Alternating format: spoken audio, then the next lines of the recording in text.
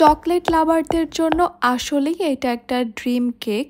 একটা ডিম আর অল্প খরচে তৈরি করে নিয়েছি আজকে আমি এই মজাদার ড্রিম কেকটি। আসসালামু আলাইকুম everyone, welcome to Apsara's mini kitchen. সবার অনেক বেশি রিকোয়েস্ট ছিল ড্রিম কেকের, তাই আমি একদমই সহজভাবে আর অল্প খরচের মধ্যে এই ড্রিম কেকটি তৈরি করে দেখিয়েছি। আশা করছি এই রেসিপিটি ফলো করে আপনারা যতবার ড্রিম কেক তৈরি করবেন আপনাদের ড্রিম কেক হবে একদমই পারফেক্ট আর অনেক বেশি মজাদার। প্রথমে আমি একটা মিক্সিং বোলে নিয়ে নিচ্ছি একটা রুম টেম্পারেচারে থাকা ডিমটা যদি ফ্রিজে থাকে 10 মিনিট আগে ফ্রিজ থেকে বের করে নর্মাল টেম্পারেচারে করে নেবেন। এবার একটা ইলেকট্রিক বিটার দিয়ে এই ডিমটাকে আমি কিছুক্ষণের জন্য বিট করে নিচ্ছি। চাইলে আপনার ডিমের সাদা অংশ আর কুসুমটাকে আলাদা আলাদা করে নিয়ে বিট করতে পারেন, তবে আমি একসঙ্গে বিট করে নিচ্ছি। কিছুক্ষণ বিট করে নেওয়ার পর এখানে আমি দিয়ে দিব 1/3 কাপ চিনি। 1/3 কাপ চিনি আমি একসঙ্গে দিয়েছি না, দুইবারে দিয়ে বিট করে নিব। কেকটা যদি একটু বড় সাইজের তৈরি করতে চান তাহলে এখানে ডিমের পরিমাণটা আরো বাড়িয়ে নেবেন। বিটারের মিডিয়াম স্পিডে প্রায় 2 মিনিটের মতো বিট করে নেওয়ার পর ডিমটা ঠিক এইভাবে ফোমি হয়ে গেছে।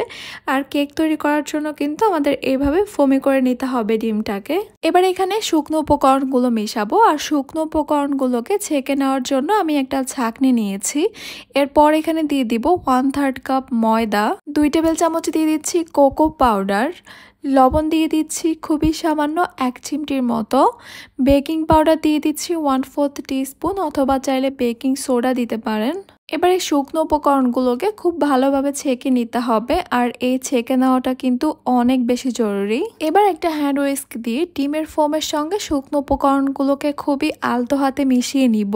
একটু খেয়াল করলেই দেখতে পারবেন আমি কিন্তু ফোল্ড করে করে খুবই আলতো হাতে মিশিয়ে নিচ্ছি, একদমই তাড়াহুড়া করা যাবে না।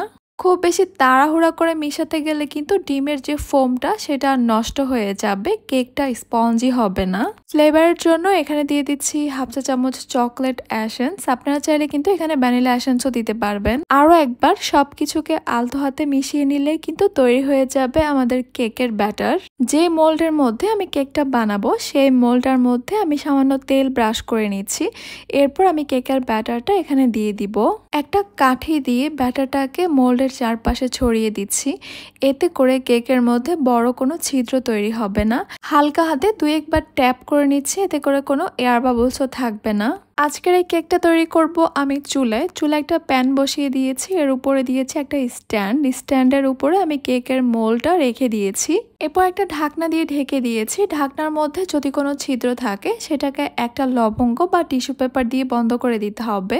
চুলার হিটটাকে মিডিয়াম আর লো এর মাঝামাঝি রেখে প্রায় 20 মিনিটের মতো বেক করে নিব। এরই মধ্যে আমি চকলেট গানাশটা তৈরি করে রাখবো। প্রথমে একটা বাটিতে আমি নিয়ে নিব 50 গ্রাম মিল্ক চকলেট। আপনারা চাইলে কিন্তু এখানে ডার্ক চকলেটও নিতে পারেন। 50 গ্রাম চকলেটের জন্য দিয়ে দিচ্ছি 100 গ্রাম হুইপ ক্রিম। এবার এগুলোকে ডাবল বয়লার মানে গরম পানির উপরে রেখেও কিন্তু মেল্ট করতে পারেন, অথবা চাইলে মাইক্রো ওভেনে মাত্র 30 সেকেন্ডের জন্য দিলেই কিন্তু খুব সুন্দরভাবে মেল্ট হয়ে যাবে। বাস তৈরি হয়ে গেল আমাদের চকলেট গানাশ। এবার আমি কেকের জন্য ক্রিমটা তৈরি করে নিব। একটা মিক্সিং বোলে আমি নিয়ে নিচ্ছি 1/3 কাপ হুইপ ক্রিমটাকে ফ্রিজে রেখে আমি খুব ভালোভাবে ঠান্ডা করে নিয়েছি, একদম বরফ ঠান্ডা। সঙ্গে দিয়ে দিব 2 টেবিল চামচ কনডেন্সড মিল্ক, অথবা আপনারা এখানে চাইলে আইসিং সুগার দিতে পারেন।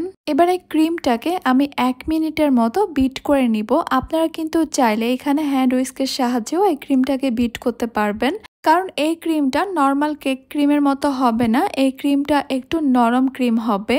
1 মিনিটের মতো বিট করে নেওয়ার পর এবার আমি এখানে দিয়ে দিব 1/2 চা চামচ চকলেট এসেন্স। আবারও 1 মিনিটের জন্য ক্রিমটাকে বিট করে নিব।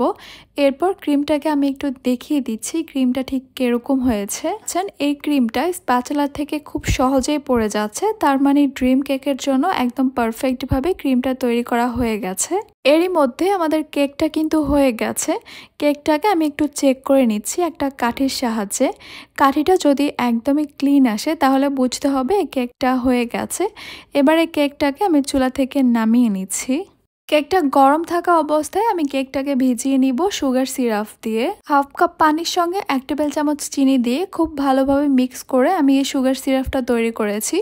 এই সবটুকু সুগার সিরাপ আমি এই গরম কেকের উপরে দিয়ে দিব। কেকটা যখন ঠান্ডা হয়ে নর্মাল টেম্পারেচারে চলে আসবে তখন আমি এখানে দিয়ে দিব হুইপ ক্রিম। যেহেতু আমি ক্রিমটা কম তৈরি করেছি তাই সবটুকু ক্রিমই এখানে দিয়ে দিচ্ছি, এরপর চারপাশে একটু সমান করে দিচ্ছি। ক্রিমটা খুব একটা স্মুথ না করলেও হবে, তবে চেষ্টা করবেন একটু সমান করে দেওয়ার জন্য। আমি একটা স্প্যাচুলারের সাহায্যে ক্রিমটাকে সমান করে দিয়েছি।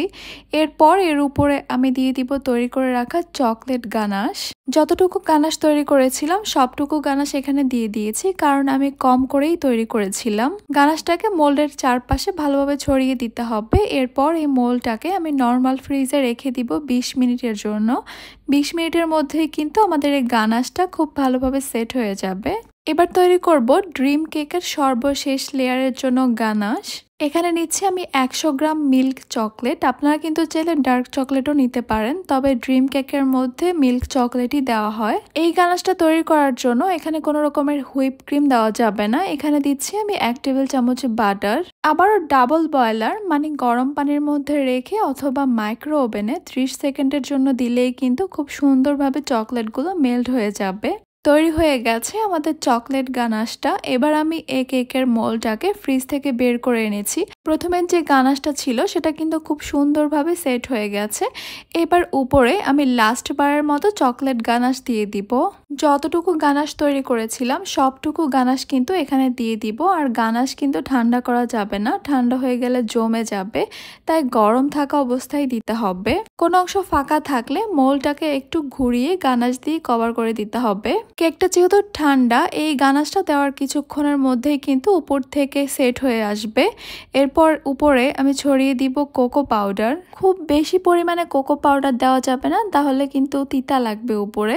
এবারে মোল্ডটাকে আমি ফ্রিজের নর্মাল চেম্বারে রেখে দিব প্রায় 2 ঘন্টার জন্য, অথবা উপরে চকলেটের লেয়ারটা একদমই শক্ত হয়ে সেট হওয়ার পর্যন্ত। প্রায় 2 ঘন্টা পর সবার পছন্দের ড্রিম কেকটা আমি ফ্রিজ থেকে বের করে নিয়েছি। এরপর যেটা করতে হবে আমার মনে হয় না সেটা আমাকে বলে দিতে হবে। দেখতেই পাচ্ছেন মাশাআল্লাহ কতটা লোভনীয় হয়েছে, আর খেতে কিন্তু হয়েছে অনেক বেশি টেস্টি। কেকটা এত বেশি পারফেক্ট হয়েছে, এটা যে বাসায় তৈরি করেছেন কেউ বিশ্বাসই করবে না। কম খরচে ড্রিম কেক তৈরি করার সমস্ত টিপস কিন্তু আমি আপনাদের সঙ্গে শেয়ার করেছি। আশা করছি আমার আজকের এই ড্রিম কেকটি আপনাদের কাছে খুবই ভালো লেগেছে আর সহজও লেগেছে। তাহলে আজকে এই পর্যন্তই। সবাই অনেক বেশি ভালো থাকবেন, সুস্থ থাকবেন। আল্লাহ হাফেজ।